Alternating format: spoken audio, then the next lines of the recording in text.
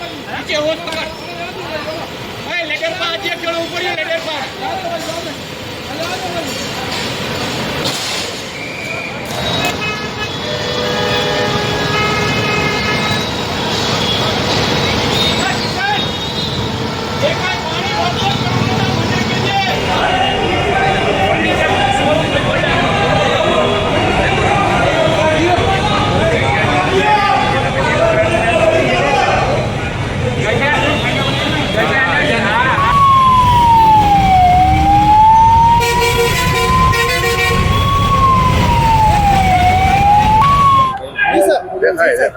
આજે હમણાં ખોડિયાર કોલોનીમાં ફર્નિચરના શોરૂમ છે એમાં આગ લાગવાનો મેસેજ આવતા ત્યાં સ્થળ ઉપર આવેલ છે અને ફાયર ફાઇટિંગ હાલમાં ચાલુ છે.